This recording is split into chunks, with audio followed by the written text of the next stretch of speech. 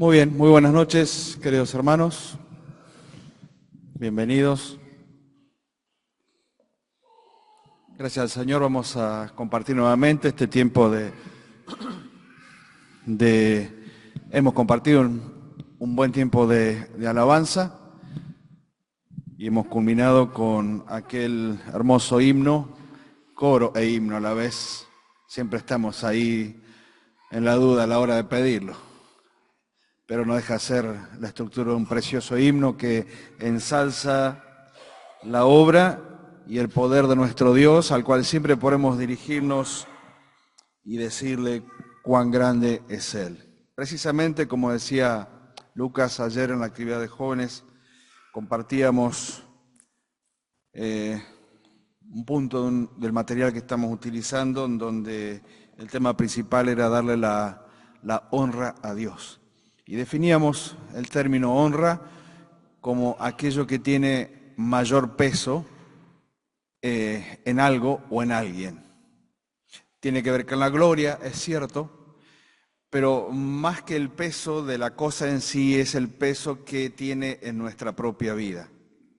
Y entonces llegábamos luego a esta conclusión que darle la honra a Dios es nada más y nada menos que el peso que Él tiene en nuestra vida contrapartida de todo o en contrapartida de todo lo que pretende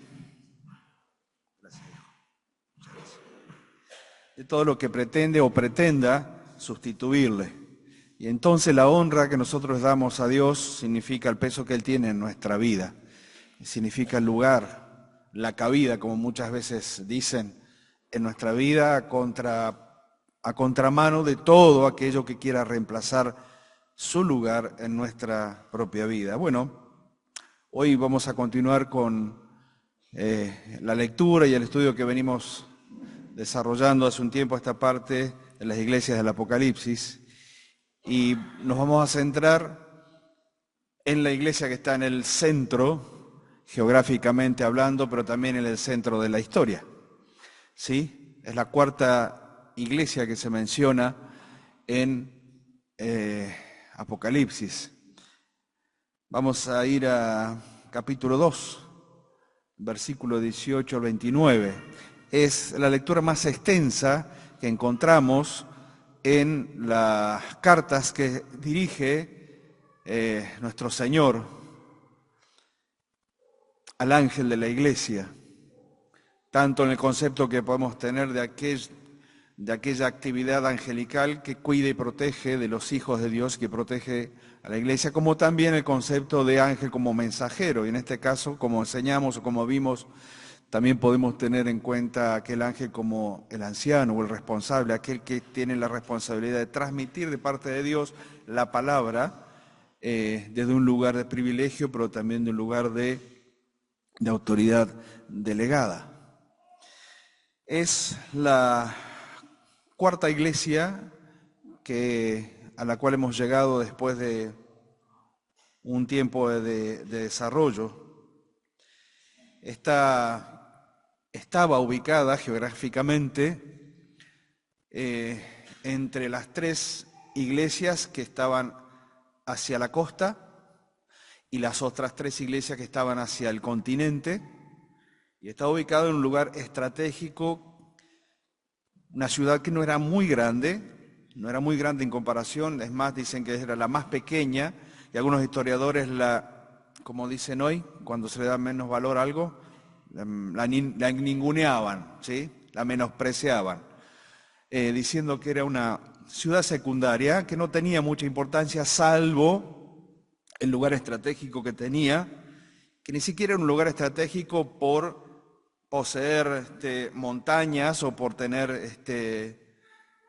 estar ubicado en un lugar de importancia militar, aunque fue utilizada militarmente también, ya que estaba enclavada en el medio de un valle y a expensas de todo lo que pudiera pasar por ella. Básicamente la ciudad de Tiatira era un cruce de rutas comerciales. Y era tal esto del cruce de rutas comerciales que Tiatira se caracterizaba la ciudad de Tiatira se caracterizaba por tener una gran cantidad de sindicatos comerciales. Pero la idea del sindicato comercial de esa época es muy distinta en el desarrollo, en la evolución del concepto del sindicato, al concepto que tenemos hoy. Nosotros hemos trabajado en diferentes ámbitos laborales y cada uno de ellos agrupan una cantidad de personas que tienen una representación jurídica ante el gobierno y nos representan y entendemos o creemos que de alguna forma cuidan nuestros derechos como trabajadores. En aquel entonces había algo de esto, pero había un plus más. Cada sindicato o cada conjunto de obreros en sus diferentes desarrollos que se agrupaban en aquel lugar, también hacían referencia a un Dios personal, con referencia al trabajo o a la tarea que hiciera o desarrollara cada uno de aquellos grupos. A través de la carta que el Señor envió a las 7 iglesias en Asia, podemos ver que todas ellas sin duda eran diferentes, y es excelente que sea así, como también es cierto que no hay 2 iglesias que sean iguales, pero la diferencia que encontramos en cada una de estas iglesias de las cuales hemos leído es que cada una de ellas van marcando no solamente carácter y definición de la persona de Cristo y su actividad hacia la iglesia, sino también diversas características que pueden ser comunes a la iglesia o a la iglesia en este día.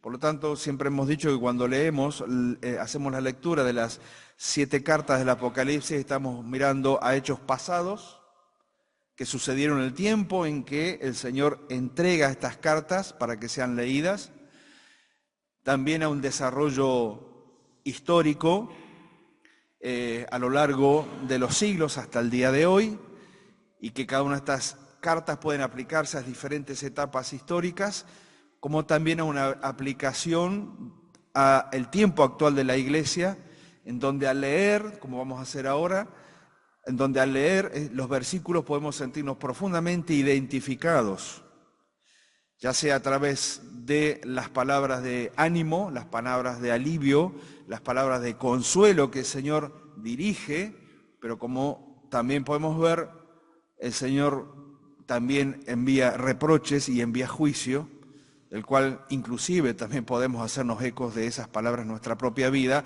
o en la vida de la iglesia, en la vida congregacional. Es decir, que la aplicación de la lectura y de estos pasajes que hemos estado compartiendo es amplia, es profunda, y de la misma manera que tendría que haber impactado la vida de aquellos primeros creyentes o primeras iglesias nacientes en aquel primer siglo.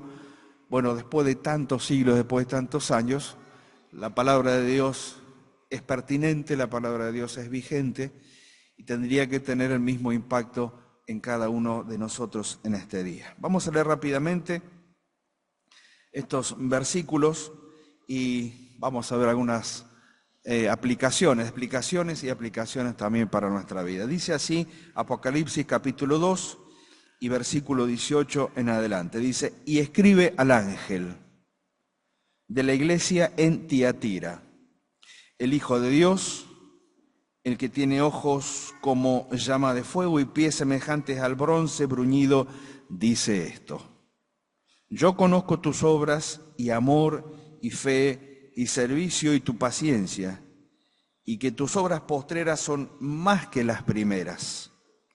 Pero tengo unas pocas cosas contra ti, que toleras que esa mujer Jezabel, que se dice profetiza, enseñe y seduzca a mis siervos a fornicar y a comer cosas sacrificadas a los ídolos. Y le he dado tiempo para que se arrepienta, pero no quiere arrepentirse de su fornicación. Y aquí yo la arrojo en cama y en gran tribulación a los que con ella adulteran, si no se arrepienten de las obras de ella, o mejor dicho, a las obras que ella promueve. Esa es la idea. Y a sus hijos, o a la generación siguiente, heriré de muerte, Y todas las iglesias sabrán que yo soy el que escudriña la mente y el corazón, y os daré a cada uno según vuestras obras. Pero a vosotros y a los demás que están en Tiatira, a cuantos no tienen esa doctrina y no han conocido lo que ellos llaman las profundidades de Satanás, yo os digo, no les impondré otra carga, pero lo que tenéis retenedlo hasta que yo venga. Al que venciere y guardare mis obras hasta el fin, yo le daré autoridad sobre las naciones y las regirá con vara de hierro y serán quebradas como vaso de alfarero, como yo también la he recibido de mi Padre. Y le daré la estrella de la mañana. El que tiene oído, oiga lo que el Espíritu dice a las iglesias. Culminamos con esta frase que podemos decir que es el eslogan de cada una de las cartas, es la expresión final de cada una de las cartas, en donde el Señor hace énfasis de la necesidad de escuchar, porque no es simplemente o únicamente el mensajero el que habla, no es únicamente el ángel o el anciano el que transmite, en la interpretación que podemos decir de aquel que recibe la carta y la lee a la iglesia local, sino que pone el sello de autoridad divina al decir que es el Espíritu Santo, sin duda, el que expresa y habla aquellas palabras que aquella iglesia de aquella ciudad en aquel tiempo y hoy también necesitaba. A Éfeso vimos que era una iglesia que mantenía la pureza doctrinal, pero que habían dejado su primer amor. La iglesia en Esmirna se tenía que preparar para la tribulación y el sufrimiento, y es la única iglesia a la cual no se le hace ¿qué cosa? Ninguna reprensión, no hay ningún reproche para la iglesia, los hermanos de aquel tiempo. En Pérgamo nos encontramos que ya la iglesia había aceptado en su seno, en su interior, diferentes prácticas pecaminosas que ofendían al Señor. Y aquí vamos a ver cómo se sumerge de todo, se sumerge completamente en la práctica de una serie de conceptos ajenos a Dios, ajenos a la palabra de Dios, ajenos a la práctica cristiana. Ya la iglesia comienza a aceptar terribles prácticas. Históricamente se ha identificado a esta iglesia, la iglesia de Tiatira, con una etapa, podemos decir, unas etapas más oscuras de la historia de la humanidad. Prácticamente 10 siglos abarca ese tiempo. Y es interesante entonces que en la mitad de las iglesias que van a recibir estas cartas se encuentren en la mitad de los tiempos precisamente representada de esta manera, es decir, la Edad Media. Es la edad del surgimiento de el sistema religioso oficial. Para nosotros, en este tiempo, podemos hablar de el culto oficial de nuestra nación, el catolicismo.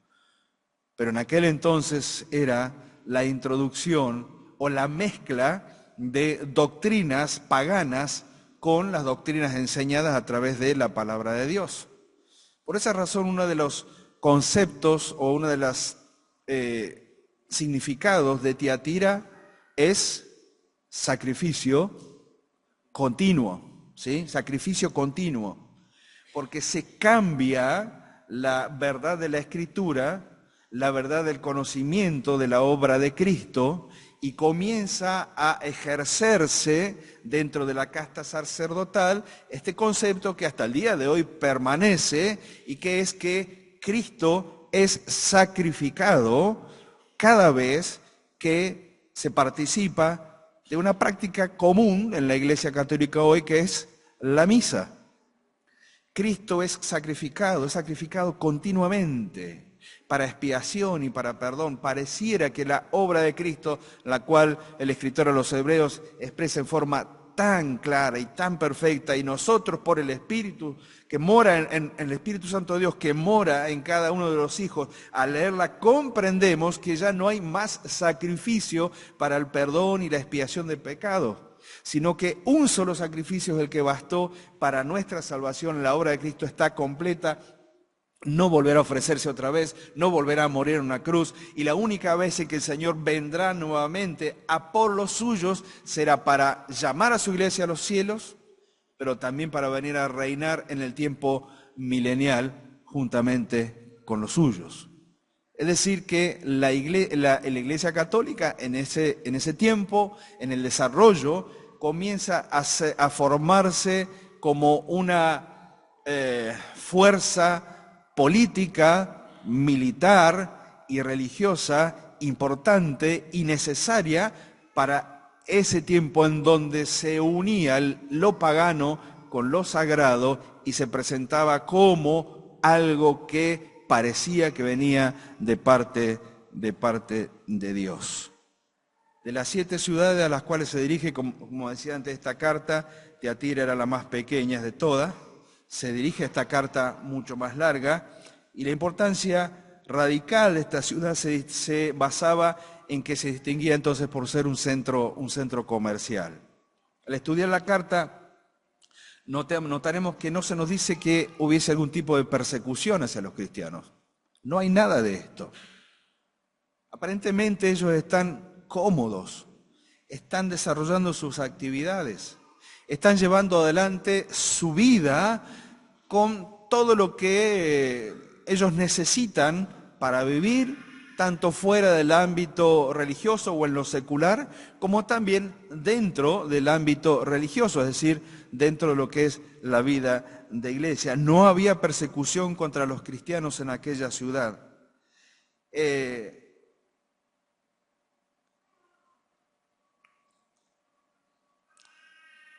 Es una iglesia interesante, o es una ciudad interesante, porque es una referencia directa o también es la explicación directa hacia algo que ocurrió en Filipos. ¿Quién se convierte? ¿Se acuerdan? Una mujer, Lidia, ¿sí? Vendedora de Tiatira, vendedora de púrpura.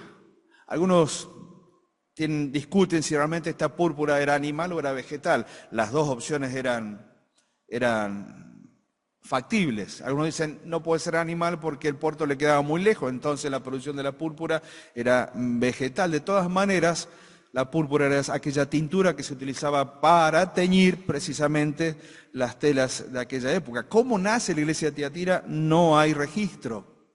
Algunos piensan que la influencia de aquella mujer que comenzó juntamente con otro hombre, el carcelero de Filipos, y estas dos familias dieron lugar tanto a la iglesia allí en Filipos como posteriormente algún viaje de esta mujer comerciante hacia su ciudad de origen haya dado lugar al inicio del testimonio en aquella ciudad. No lo sabemos, son conjeturas.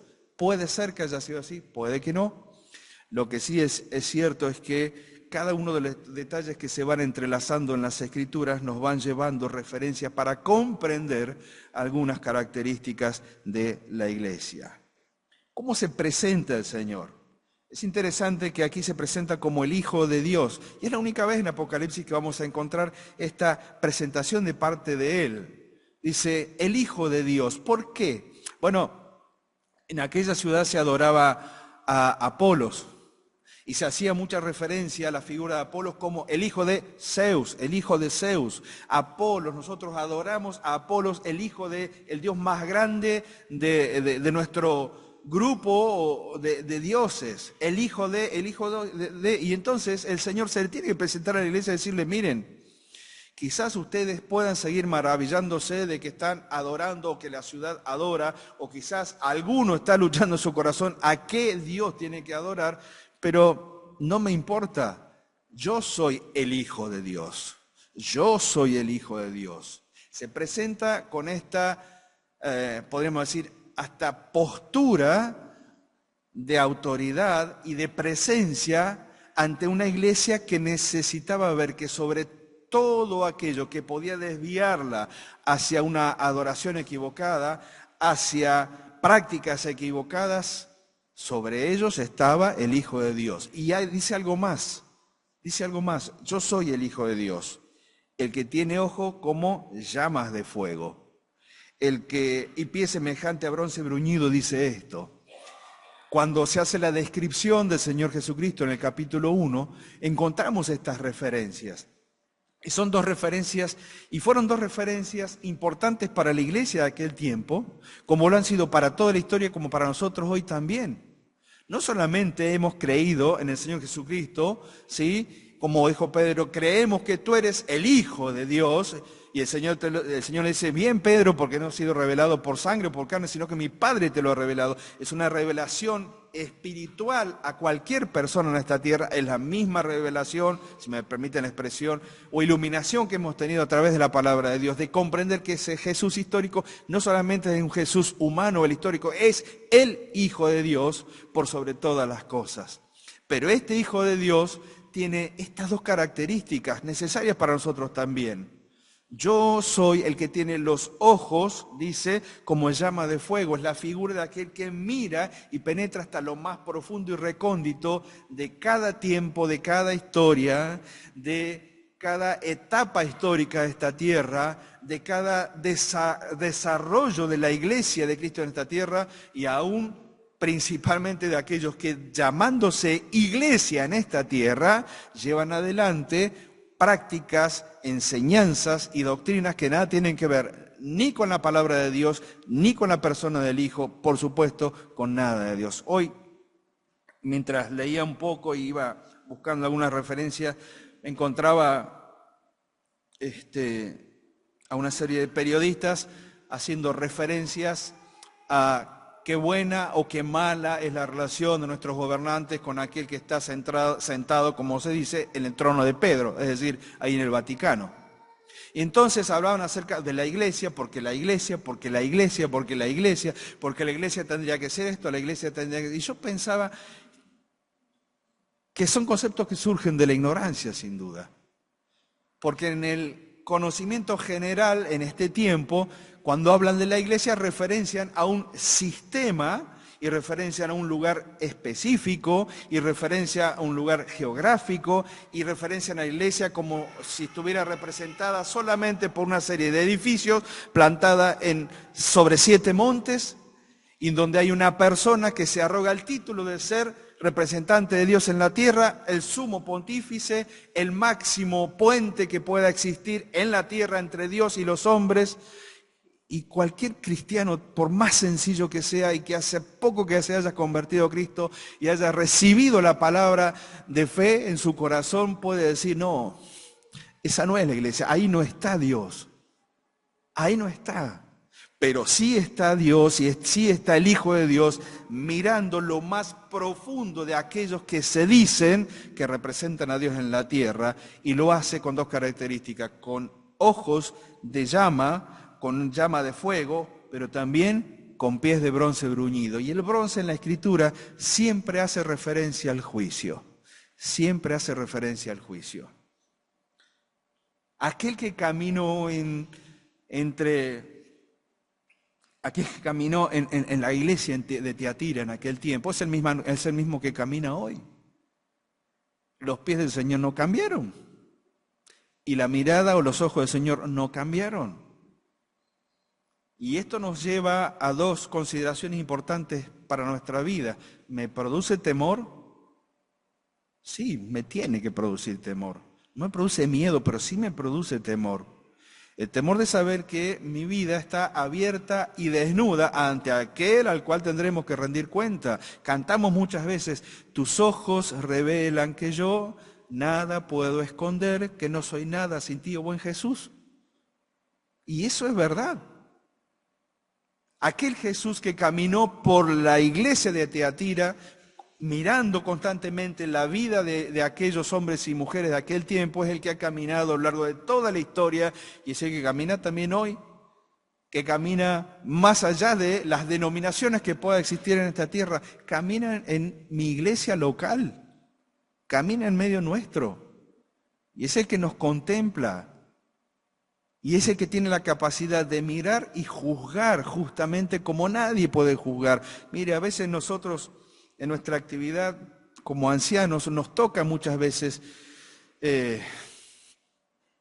no sé si la palabra es juzgar, pero no se me ocurre otra, analizar, gracias Osvaldo, situaciones sí, y discernir, y lo hacemos desde este lugar de la incapacidad humana. Y tenemos que recurrir a aquel que tiene la mirada justa y que tiene el juicio justo para cada uno. Y muchas veces tenemos que relacionarnos con situaciones de hermanos y hermanas que a veces son difíciles y tristes. Y tenemos que hacerlo en el equilibrio que tiene que ver con el juicio y con la misericordia, con el amor, pero también con la firmeza que la palabra de Dios nos da para poder discernir espiritualmente y dar una devolución de la situación de tal manera que sea conforme a la palabra de Dios, porque en definitiva quien juzga es Dios, quien juzga es la palabra, y es ella la que muchas veces, más allá de nuestra incapacidad para entender algunas situaciones, es ella la que abrió, por así decirlo, situaciones que nosotros no veíamos. Por eso, qué importante es entender, hermanos, que en medio nuestro sigue caminando el Señor, sigue mirando el Señor, sigue juzgando el Señor. Y ha sido tal así que la representación de la iglesia de Tiatira es una imagen muy fuerte de lo que Dios puede hacer con una iglesia que no se quiere arrepentir, con un grupo de hermanos que siguen en prácticas antiguas, que nunca dejaron, que nunca abandonaron y que siguieron manteniéndolas aún más allá de la cáscara, podríamos decir, la cáscara de la práctica religiosa. Aún más allá de eso. Por eso es necesario para nosotros entender esto. El mismo Señor que caminó entre los asientos de la iglesia de Tiatira es el mismo Señor que camina hoy, con ojos de llama de fuego y con pies de bronce bruñido. Yo conozco tus obras. Es interesante porque el Señor nunca pasa por alto ni siquiera la mínima o pequeña muestra de amor o fidelidad que pueda haber, aún en medio de una iglesia que ya iba tomando los tintes de ser una iglesia apóstata. Una iglesia apóstata. Las primeras señales de lo que sería una congregación conformada por hombres y mujeres seguramente no convertidos, pero convencidos de que estaban en el mejor ambiente religioso para poder desarrollar su vida sin cambios de lo que habían sido antes de ingresar dentro del sistema religioso.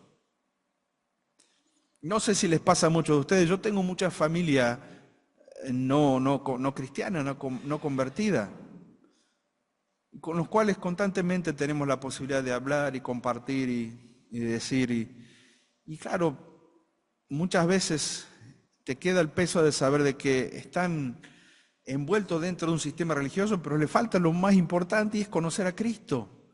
Y no lo quieren hacer. Les basta con las prácticas, les basta con las formas, les basta con cumplir delante de aquellos que saben, o por lo menos creen que los ve y que los va a jugar algún día, y que en definitiva la salvación será una cuestión del futuro, no una cuestión del presente, que en algún momento Dios decidirá por ellos para salvarlos o para condenarlos, y no tienen miedo, no tienen temor. Y por más que muchas veces uno les explique, está ese velo puesto de incredulidad, y lo único que nos queda es orar y seguir hablándoles hasta que el Señor diga basta. Yo conozco tus obras, obras de amor y de fe y servicio, tu paciencia, y que tus obras postreras son más que las primeras. Y aún siendo la ciudad más insignificante o la iglesia más pequeña, no estaba escondida de los ojos del Señor. Y como a cualquiera de las otras les dice, yo te conozco. Amor, fe y servicio y paciencia, en muchas maneras la iglesia de Tiatira era una iglesia modelo. Podemos decir, mirá qué atributos que tiene esta iglesia. Y vuelvo a decir, todo lo que nosotros podamos decir acerca de la iglesia como cuerpo, lo tenemos que mirar hacia nosotros en forma personal. Y lo tenemos que mirar hacia nosotros en forma de iglesia local. Es decir, todo lo que el Señor vio en Tiatira, posiblemente también lo esté viendo en mi vida y posiblemente también lo esté viendo en nosotros como iglesia. Que el Señor nos diga, iglesia en Chipoleti, mira, yo te conozco y quizás pueda ser la iglesia más pequeña en todo el Alto Valle, pero conozco que tienes amor. ¿No es un buen reconocimiento? ¿Qué iglesia no quisiera manifestarse como una iglesia que ama? ¿Qué iglesia no quisiera manifestarse como una iglesia que tiene fe? ¿Qué iglesia no quisiera manifestarse como una iglesia que tiene servicio y aunque tiene paciencia en medio de las circunstancias más difíciles? Ahora les pregunto, hermanos, ¿estas 4 cualidades no nos representan a nosotros? Sí. ¿Cómo que no? Si podemos mirarnos puertas adentro y decir, sí, yo me congrego en una iglesia que ama. Yo me congrego en una iglesia que ama. Que no es perfecta, por supuesto, en su amor y que necesita ir desarrollando en la práctica y en la relación el amor que ha sido derramado en nuestros corazones. Sí, yo me congrego en una iglesia que ama hacia puertas adentro, pero que también ha aprendido a amar puertas afuera. De tal forma que el amor expresado por la iglesia local, puertas afuera, tiene que ver con la actividad de evangelización y de ir a lugares a donde otros no van para predicar el evangelio o de ayudar a un grupo de niños en sus estudios para que así también puedan alcanzar a conocer a Cristo, o todas las actividades nuestras que tienen que ver con invitar a otros para que vengan a la iglesia local. Somos una iglesia que ama. ¿Somos una iglesia que tiene fe? Sí. Y en ese sentido hemos aprendido a lo largo de estos casi 20 años de existencia como iglesia local que la fe ha sido importante para nosotros. Muy importante. Desde un inicio cuando éramos apenas 4 familias o 4 matrimonios que mirábamos en perspectiva lo que podía ser y miramos hacia atrás y decimos, sí, Señor, gracias porque a la vez alentaste nuestra fe para poder transmitirla a otros, para que el día de mañana aquellos que comenzamos la tarea en este lugar no estemos, la tarea continúe. ¿Somos una iglesia con servicio? Sí. Podemos identificar y cuantificar todas las actividades de servicio que tenemos como iglesia local y cada una de ellas queremos hacerlo lo mejor que podamos para el Señor y hacerlo sin el orgullo del servicio en sí mismo, sino con el agradecimiento que le damos a Dios por permitirnos formar parte de su obra. ¿Somos una iglesia con paciencia? Sí, porque hemos pasado de diferentes etapas, en diferentes pruebas, aún en pérdidas y aún con situaciones de dolor, en donde hemos sido ejercitados en la paciencia como persona, como matrimonio, como familia y como iglesia en sí, en situaciones que han sido difíciles, claro. Y el Señor ve todo esto. Es decir, que lo mismo que vio en Tiatira hace muchos años atrás, lo ve en nuestra iglesia local. Los hermanos de aquel tiempo tenían estas 4 cualidades esenciales. Amor, tanto para el Señor como entre ellos, conocían del servicio, tenían fe y paciencia digna de mencionar. Y dice, tus obras postreras son más que las primeras, es decir, es otro halago para la iglesia de Tiatira. Y habla de un desarrollo y de un crecimiento en cuanto a las obras que estaba realizando la iglesia en aquel entonces. Miramos nuestra iglesia local hoy. ¿Crecimos? Sí. ¿Nuestras obras han crecido con el correr de los años o nos hemos estancado? No, gracias al Señor podemos decir, hemos crecido, no nos estancamos. Hemos adquirido inclusive hasta una identidad distinta a otras iglesias locales de la zona, ¿sí? Más allá de nuestro rótulo denominacional, hemos adquirido una identidad conocida o reconocida por propios y extraños también, claro que sí. Pero a pesar de todo lo bueno que el Señor veía en aquella iglesia, el Señor que tiene los ojos de llama de fuego mira más profundamente. Y mira profundamente, tan profundamente que mira seguramente hacia una familia y posiblemente hacia un matrimonio. y hacia una mujer, y le pone nombre, porque la referencia es directamente con la actividad de aquella Jezabel del Antiguo Testamento, en donde, siendo una mujer ajena al pueblo de Israel y en una alianza político, comercial y militar, es llevada a reinar sobre el pueblo de Israel y se trae con ella, ¿qué cosa? No, ¿cómo? Todos sus ídolos, todas sus creencias. No tomó nada de Israel, lo menospreció y trajo todo de su lugar de origen y enseñó al pueblo de Israel a comer, como dice, a seducir, a profetizar, a enseñar a sus siervos a fornicar y a comer cosas sacrificadas a los ídolos. Y lo peor de todo, no solo le dio tiempo para que se arrepienta, lo peor de todo es que no quiso arrepentirse de su fornicación. Y aquí la fornicación está presentada en dos aspectos, tanto en el aspecto cultural, como tenía que ver en el aspecto sexual, en las prácticas religiosas, como también en el aspecto espiritual, en donde no hay ningún dolor, ni ninguna importancia o ninguna conciencia de rendir cuenta de mi práctica o de nuestra práctica dentro del ámbito que para ellos era iglesia y que para nosotros también lo es. Es decir, no había una conciencia sana, no había una conciencia de temor, no había una conciencia de pensar que lo que se estaba haciendo ofendía profundamente a Dios y era necesario que aquel que miraba con ojos de llama de fuego y tenía los pies de bronce bruñido, mirara y caminara en medio de la iglesia para señalar aquella falta. Le dice a la iglesia, toleras que esa mujer Jezabel, el centro de la corrupción en aquel lugar era esta mujer. Y el Señor le pone un nombre propio. Y este quizás no haya sido posiblemente el nombre literal de una mujer en aquel lugar. Posiblemente no. Pero es un título que representa claramente a una mujer con un estilo propio dentro de la iglesia que sigue el patrón de la Jezabel del Antiguo Testamento. Cuando uno piensa en el desarrollo de la cristiandad en la tierra, pensamos en las diferentes ramificaciones y en las diferentes formas en que muchas iglesias locales le han dado lugar a la mujer fuera del lugar que Dios le da a la mujer a través de las Escrituras, poniéndola en preponderancia sobre la congregación, muchas veces sobre el mismo pastor o dirigente de una iglesia local, a veces como cabeza de un grupo religioso denominado cristiano, ¿sí? Ya no es simplemente un hombre, no es solamente el hombre, es también la mujer la que tiene que ocupar ese lugar preponderante y a través de ella todos los cambios posibles para ayornarse y acomodarse a los tiempos que corren. Toleras que esa mujer Jezabel, el centro de la corrupción en la iglesia de Teatira, lleve adelante este tipo de práctica.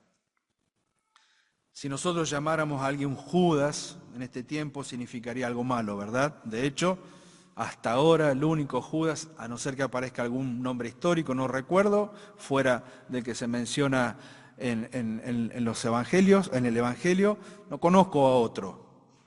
No conozco a otra Jezabel, yo al menos. ¿Sí? Así que, queridas jóvenes, para futuro piensen bien el nombre de sus hijos. ¿Sí? No conozco otra Jezabel. Y sin embargo sigue siendo referencia tanto del Antiguo Testamento y en la fuerza que tiene en el tiempo en que Juan escribe esta carta como un nombre que ejemplifica no solamente la posición de una mujer, sino su actividad y también su influencia. Ella antiguamente se le referencia como uno de los personajes más malvados del Antiguo Testamento. Y como dijimos antes, intentó combinar la adoración de Israel con la adoración a Baal. Jezabel, dice un autor, tenía un récord envidiable de maldad. ¿Cuál era el problema de la iglesia? Es que seguramente veía la actividad, pero no hacía absolutamente nada. Seguramente veía el desarrollo de la maldad.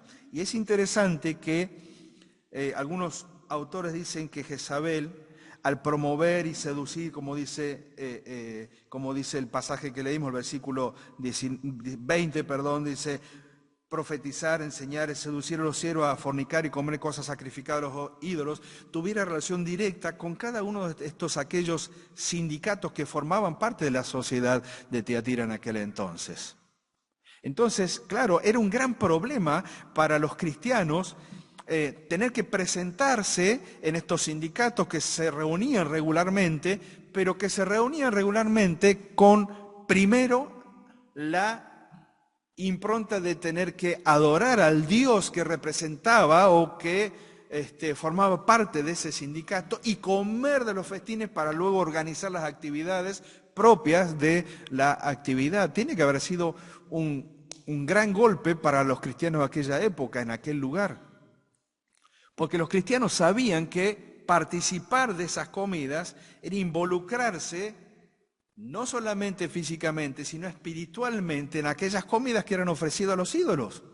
Pero ahí estaba Jezabel, le decía, no es problema, yo les profetizo, yo les transmito, ustedes tienen la posibilidad, vayan, no hay ningún inconveniente. Y no había otro discernimiento, no había conocimiento, y entonces obedecían a la voz de esta influencia de adentro de la iglesia local y participaban, y por supuesto las consecuencias espirituales y prácticas que esto tenía.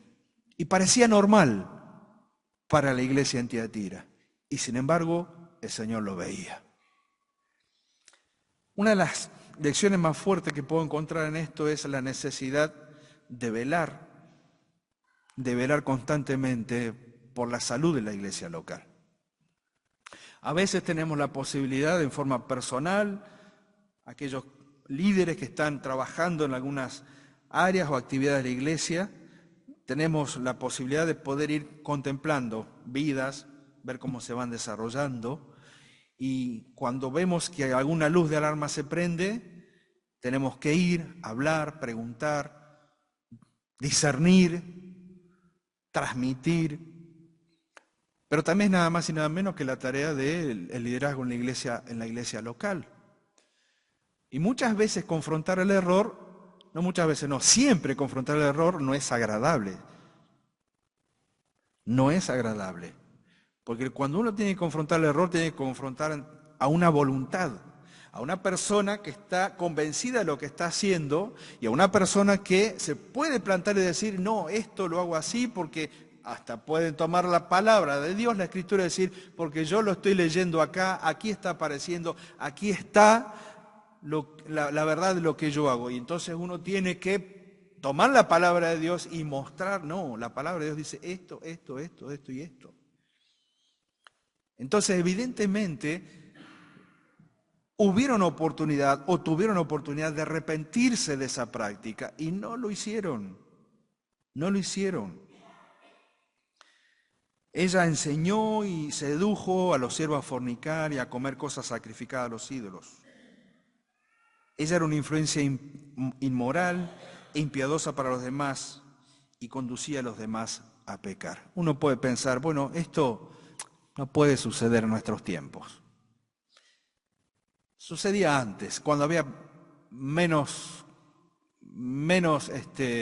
contaminación, con tantos medios de comunicación y con tanta información que llega.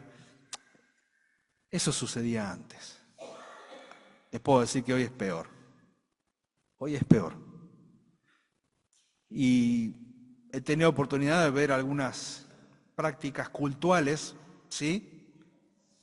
La apertura de hoy, por ejemplo, que desarrolló Lucas, es una práctica cultural del culto. ¿Cómo es la palabra griega de culto?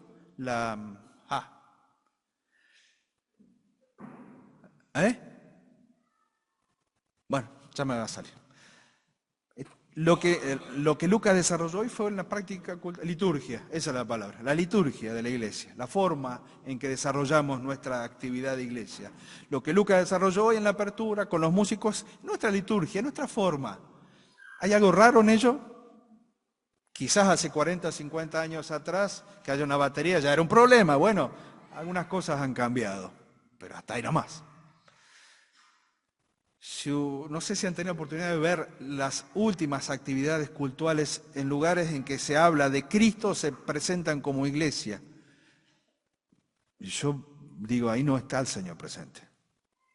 No está. Lo comentaba en la reunión de varones hace un tiempo atrás, en una iglesia en Estados Unidos. Conferencia de varones, muchos, un lugar 10 veces más grande que este, lleno.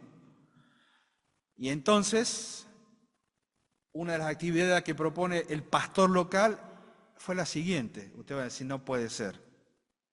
Un caño en el medio del escenario y un hombre haciendo, ¿cómo que se llama? Bueno, el baile del caño. El baile del caño como espectáculo para todos los hombres que estaban presentes.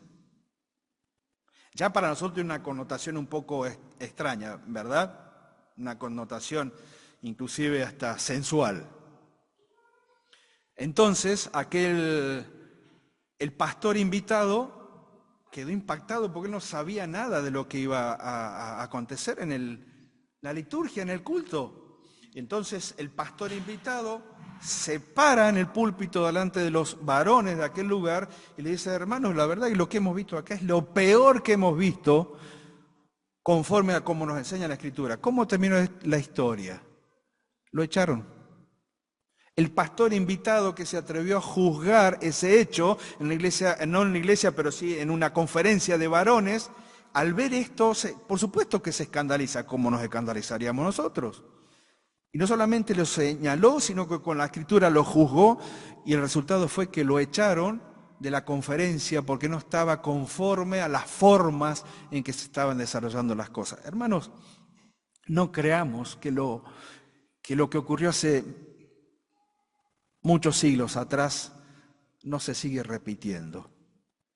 Y que la iglesia tiene que tener la misma actitud que tiene el Señor constantemente, ojos de fuego y pies de juicio, ojos de llama y pies de bronce. Y que cada uno de nosotros podamos ser los defensores de la salud de la vida espiritual, que podamos ser los defensores de la salud de la vida de la iglesia, como así también la trinchera más pequeña, que es la salud de nuestra propia vida, de nuestro propio matrimonio, de nuestra propia familia, que en definitiva es la que conforma la iglesia local. Podría decir muchas cosas más, me corre el tiempo y simplemente quiero que avancemos para decir algunas pocas cosas. Versículo 24 dice, pero a vosotros y a los demás que están en Tiatira, a cuantos no tienen esta doctrina, y no han conocido lo que ellos llaman las profundidades de Satanás, yo les digo, no les voy a imponer otra carga.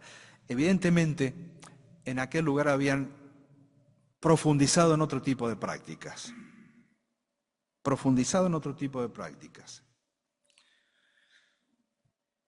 Algunos quieren ver aquí ya una influencia muy grande de aquel movimiento filosófico, religioso, que decía que uno podía hacer con el cuerpo lo que quería. Total, el espíritu no se veía afectado. Y evidentemente aquellos que llegaron a este tipo de práctica que tenían que ver con lo oculto y con lo que ellos llaman las profundidades de Satanás, era una desviación completa, y esto sí ya era una práctica muy grave dentro de la iglesia, porque dejaban a Dios de lado y se iban hacia el territorio y el ámbito del enemigo. Si a mí me preguntaran, si tuvieras que hablar acerca de lo profundo que es Dios, yo siempre, es personal esto, yo prefiero hablar de lo vasto que es Dios. La profundidad me da otra connotación. La profundidad, por lo menos en este pasaje que hemos leído, nos habla acerca de lo oscuro, que significa adentrarse en ese conocimiento que tiene que ver con el conocimiento del enemigo, profundidad de Satanás. Pero si tengo que pensar en Dios, tengo que pensar en la vastedad de Dios. porque me habla de alguien que es, sin duda, como hemos aprendido y como enseñamos, mucho más grande de todo lo que nuestra mente o nuestros ojos pueden ver en su creación, mucho más grande, es vasto. Pero la profundidad tiene que ver precisamente con lo oscuro y precisamente con esta profundidad de Satanás. Hay algunos que no se asociaron y les dice, bueno, ya del hecho de estar en una iglesia donde tengan que padecer este tipo de práctica o este tipo de producción ya es una carga, dice el Señor. No les voy a imponer otra carga, esta les basta. Pero quiero dejarles algunas promesas ya para terminar. Al que venciere y guardare mis obras hasta el fin, yo le daré autoridad sobre las naciones. ¿Quién es el que vence? ¿Quién es el que vence? Porque no dice que todos en esa iglesia local vencían, sino que dice al que venciere. Es decir, algunos son los que van a vencer. ¿Quiénes vencen? Los hijos de Dios. Los hijos de Dios. Solamente el Hijo de Dios puede vencer ante este tipo de adversidad. Solamente los hijos de Dios pueden sostenerse. Solamente los hijos de Dios pueden mantenerse aún en medio de un sistema que pretende meterse dentro de la vida de la iglesia local y aún en nuestra vida o en la vida de nuestras familias. Al que vence. O sea que aún en medio de la oscuridad más profunda, tan profunda como la profundidad de Satanás, puede haber hombres y mujeres que venzan, que le digan no al enemigo, que le digan no a la tentación de apartar nuestra mirada de la seguridad en Cristo. Sin duda que es así. Y ese es el gran desafío para nosotros hoy. ¿Saben por qué? Algo compartíamos, cuchichábamos con Osvaldo anoche en el auto. Nosotros ya tenemos desarrollado nuestra vida como cristianos. No nos confiamos, pero la tenemos desarrollada. Los que tenemos más de 50 años, miramos hacia adelante y nos queda menos futuro que hace unos años atrás. Y podemos ver dentro de unos pocos más, si el Señor no nos viene a buscar, el desarrollo de la iglesia local, pero también en la historia, en los años que resten por delante. Mi pregunta y nuestra preocupación, sin duda, que es por todos los hermanos de la iglesia local, pero uno mira un poquito más allá. ¿Saben por lo cual tememos? Es por los nietos. Porque ellos van a crecer y se van a desarrollar, o los hijos pequeños, ellos van a crecer y se van a desarrollar en una sociedad que cada vez va a querer influir mucho más dentro de la vida de la iglesia. Cada vez más, cada vez más, cada vez más, cada vez más. Y es ahí donde nosotros tenemos que estar firmes para ayudarles a ser vencedores. Hoy cada uno de nosotros puede evaluar la vida particular y personal delante del Señor y decir, bueno, Señor, ¿soy un vencedor?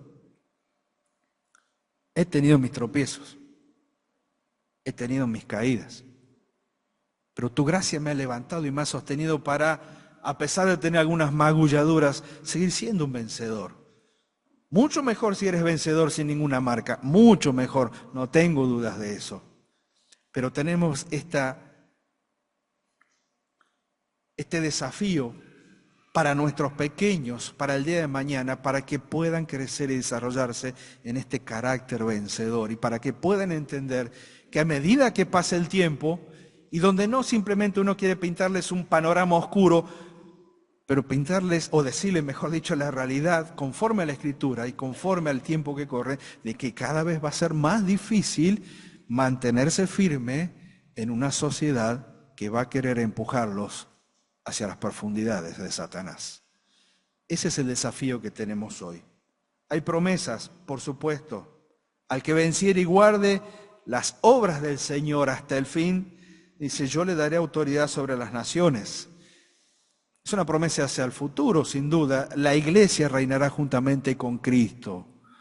Aquellos que formamos parte de la iglesia reinaremos juntamente con Él. Y sabremos lo que significa ver las naciones subyugadas y sujetas a la autoridad suprema como nunca existió en esta tierra. Lo vamos a ver, hermanos. La iglesia, los hijos de Dios, los vamos a contemplar. Reinaremos juntamente con Él.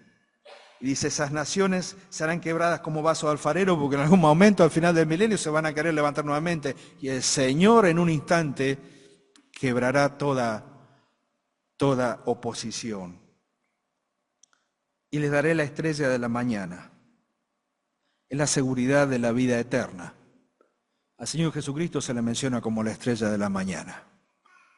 Y es la seguridad de que aquel que hemos recibido siempre estará en nuestra vida. Y termina diciendo el versículo 29, el que tenga oído, oiga lo que el Espíritu dice a la iglesia. Si tuviésemos que elegir uno de todo lo que hemos visto en esta noche con respecto a la iglesia en Tiatira, yo elegiría esto de tener esta identificación con el Señor. Ojos que están atentos, pies que caminan firmes en medio de la iglesia. Mantenemos nuestra identificación con el amor, con el trabajo, con el servicio y con la paciencia. Claro que es así. Y nos mantenemos firmes para ser vencedores, aun en medio de una sociedad que quiere destruir, si es posible, también a los hijos de Dios. Ese es nuestro desafío. Tiatira sigue siendo como un faro, oscuro, pero faro al fin de lo que nunca debiera ser una iglesia. Y aunque lo vemos en el desarrollo del sistema religioso, o uno de los sistemas religiosos más grandes de este mundo, tiene principio y también va a tener un fin. Y ese fin estará en las manos de aquel que todo lo ve, que todo lo puede, y que hasta el día de hoy y hasta el final de los tiempos en esta tierra caminará en medio de su iglesia. Que el Señor bendiga su palabra.